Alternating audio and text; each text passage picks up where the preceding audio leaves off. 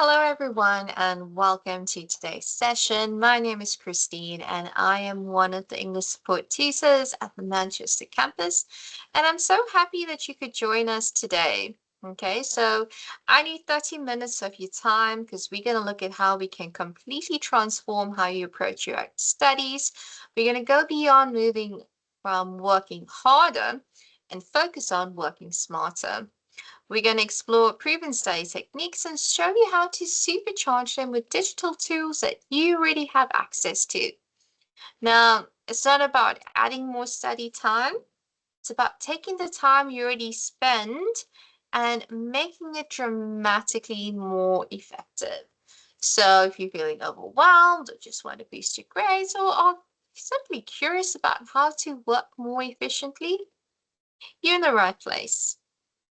Okay, so how many of you have found yourself in this situation? You spend hours rereading your notes or highlighting textbooks, only to sit an exam and feel like you're seeing the material for the first time, or you cram the night before, do okay, but just can't remember anything a week later. So this is what we will call the wall. So basically your training wheels are off. The material you encountered may be more complex and you now expected to do a bit more independent learning and you have deadlines from different modules and they all seem to hit at once. Now, the problem isn't your intelligence or your work ethic, okay? It's just that our brains don't learn effectively through passive review. Okay, so we want you to focus on techniques that will be beneficial to you.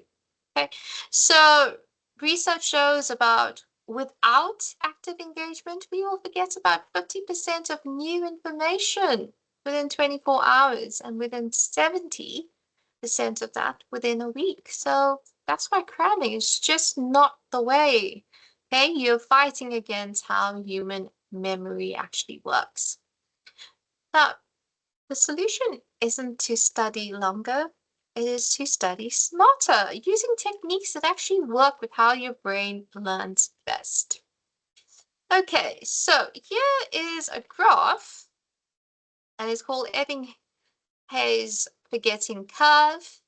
And it's showing us what actually happens when we are trying to absorb new information. So if you don't reinforce your information, you're going to forget 56% of new information within an hour, 66% after a day, and a staggering 75% after 6 days.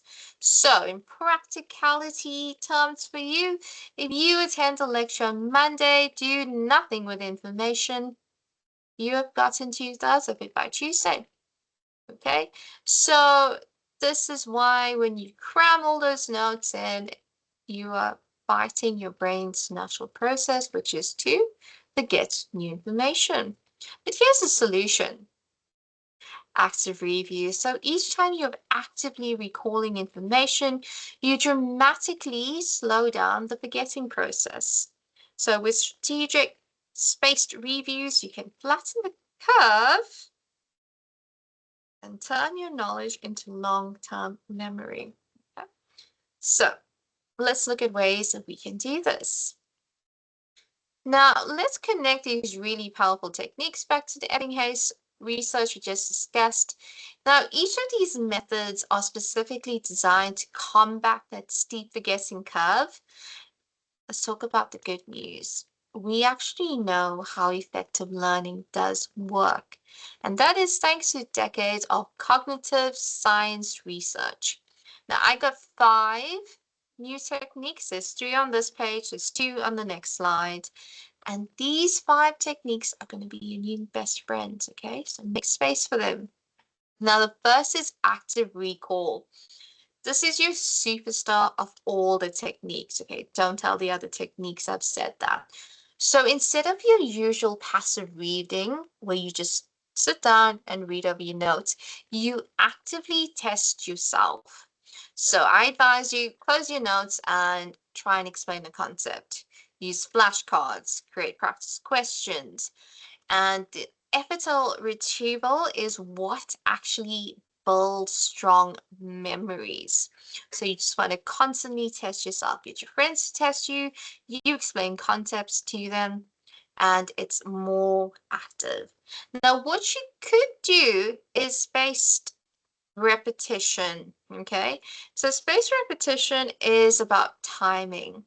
So instead of cramming for 5 hours at once, study for 1 hour across 5 different days with increasing intervals during sessions. So this is telling your brain, rewiring to think this information is important. Keep it handy. Okay, the third technique is the Feynman technique, and it's named after the famous Nobel physicist Richard Feynman. And this involves explaining concepts in a simple language as if you were teaching a beginner. So you are explaining as if the person you are talking to has no understanding about the concept that you are learning.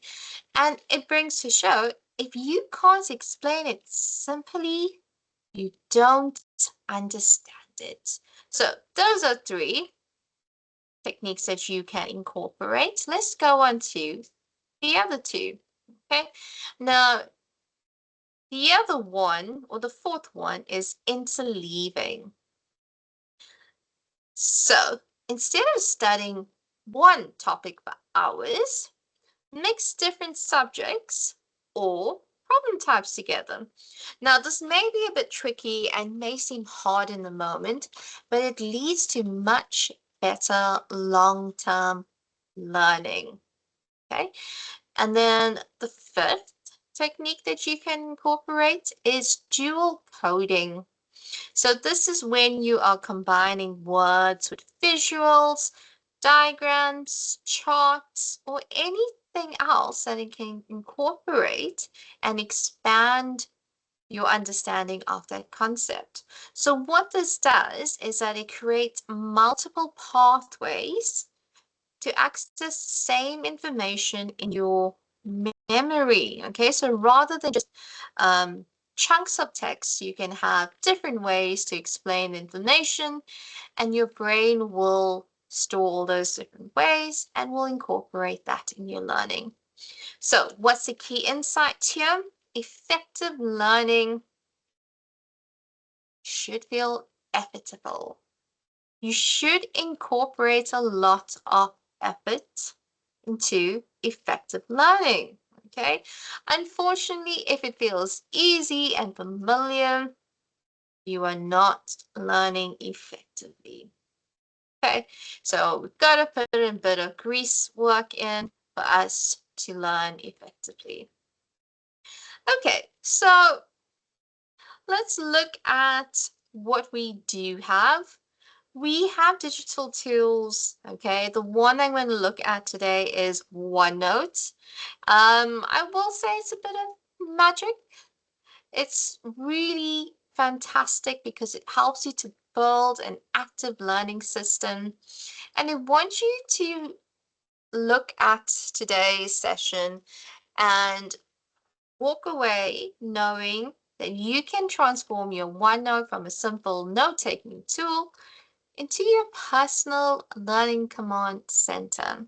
Okay, so basically, what we can do is we want to look at how to make our learning more equitable. Okay, so the first thing we want to do is create practice questions section. So create that first and create them for every single lecture. So when you are reviewing your notes, don't just copy them. Turn them or turn each major heading into a question. So, for example, what are the leading marketing techniques being used? Or you can write the 4 leading marketing techniques being used. You can write what are the 4 leading marketing techniques used in the medical field. Okay, so now you are taking it from a passive note taking and building it into your own active recall study guide. Now, the second bit is using the audio recording feature. And it is a game changer for the Feynman technique, okay? So what I want you to do is use that for yourself and explain a very complex concept out aloud in simple terms. Okay, because remember that's what the Feynman technique is, to explain it simply. Now, then play it back and then listen and see if you are able to understand your explanation. Okay, so it's going to be amazing for identifying any gaps and will help you to understand where you're, if any of your understanding is fuzzy. Okay, now the third one is practice dual coding. Remember, dual coding is when you're adding in charts, diagrams, any visuals to support your notes. So how can you do this with OneNote? Insert your diagrams. Good. Insert screenshots, images to support your notes. Create mind maps, draw connections. And like we said, we want to build multiple pathways to the same information. Okay, so here's your familiar OneNote. Also, what you could do is you could use your tags strategically. You can mark concepts that you find confusing, key ideas you need to remember, or sessions that need further review. So this is going to help create quick visual cues and help you to prioritize. Now, if you haven't used the accessibility features, I definitely recommend giving them a go. Don't overlook them as something that is not needed for you. If you want to use the immersive reader, it's great. I recommend it. It's fantastic for proofreading your work. And the text to speech lets you review notes during your commute or while you've been exercising. Okay, remember, we want to incorporate this to make our lives easier, and we want to have a shift from OneNote just being a passive note taking to an active learning architect type. Okay, now you're in charge of it, it's yours. You can decorate however you see fit, customize it to a way that works for you. Okay, so now that we got all our pieces, let's look at building our sustainable weekly system. Like I've mentioned, it's not about studying more, it's about studying consistently and strategically. So let's look at step one. So step one is going to happen within 24 hours of each lecture.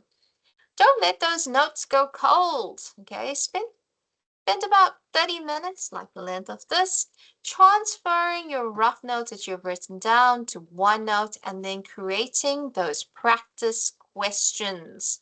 Now, this quick review dramatically will improve your long-term retention.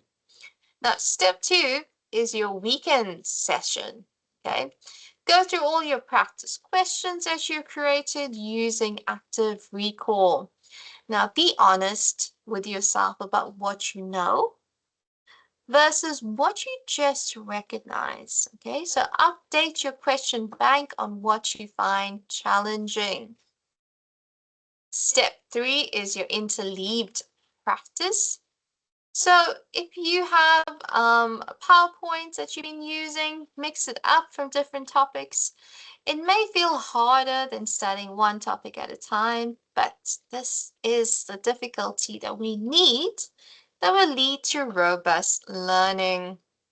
Now, step four is your Feynman check. So pick one or two of the concepts that you found most challenging that week, and then record yourself explaining them in simple terms. Now, this is your quality control for understanding. Step five is scheduling. So actually block out time in your calendar for the next review sessions. Now, spaced repetition only works if you do the repetitions. Now, the insight here that we have for you is that consistency beats intensity. 20 minutes of active review daily is far more effective than a 5-hour cram session each month. Okay, so beyond those specific techniques and tools, here are some pro tips that can dramatically improve your effectiveness. You may have heard me speak about the Pomodoro technique before. I am a big fan of the Pomodoro technique. So that's when you study in your 25-minute blocks with a 5-minute break. And then after 4 sessions, take a longer 15 to 30-minute break. And this is going to help prevent mental fatigue and helps maintain high focus. Okay, so use your phone timer, or you can even use a free online Pomodoro timer. What else do we have? We have environment design. Now, I would stress if you are able to design your environment, please do so. Change it for success and have a dedicated study space if possible. Many students may find background noise like lo-fi music or ambient sounds help them focus. Most importantly, put your phone on silent and out of sight. Research shows that even having your phone visible to you reduces cognitive capacity.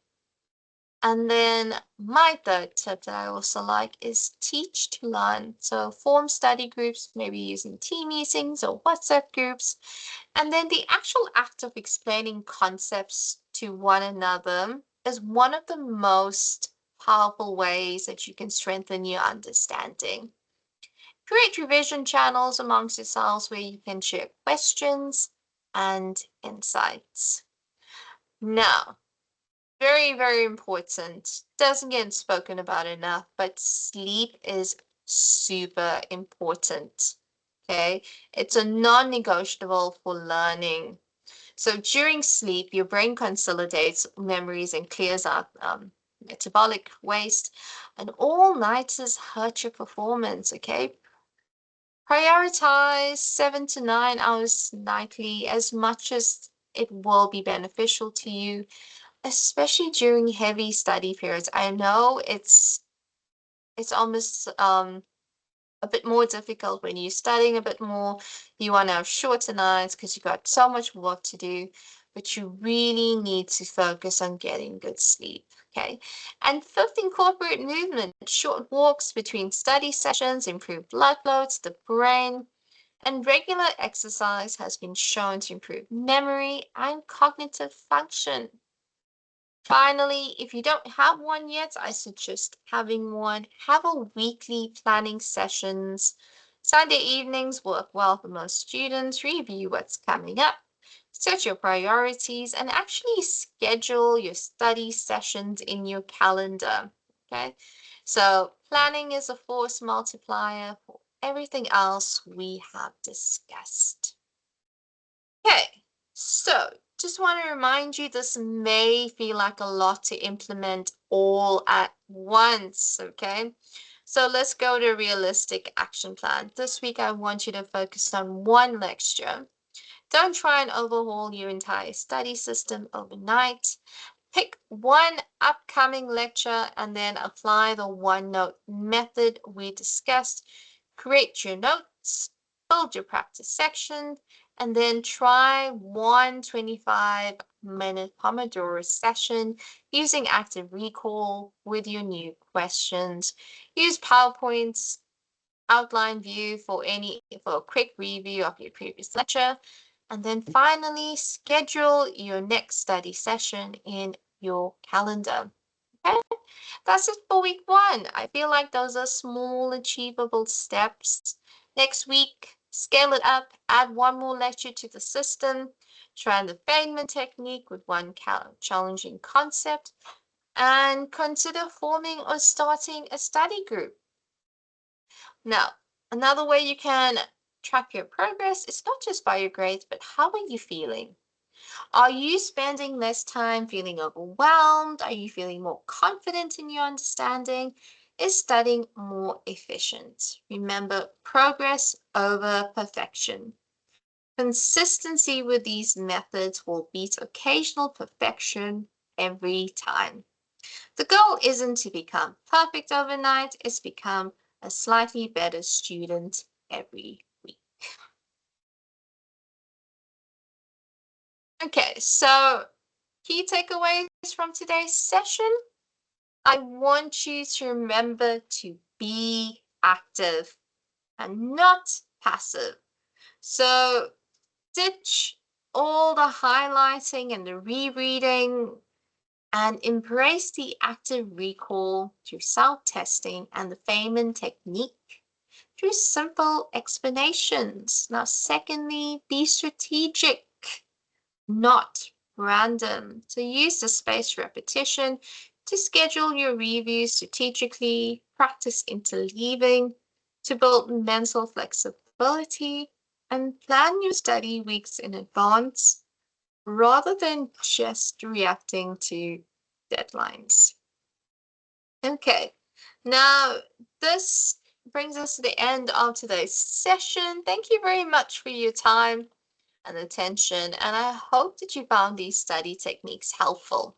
Okay, if you have any final questions, you're more than welcome to drop me an email. I do have my email address here, and you can like and subscribe to YouTube to get more videos like this. And if you want to drop me an email, it is English support underscore Manchester wh@esl.ac.uk.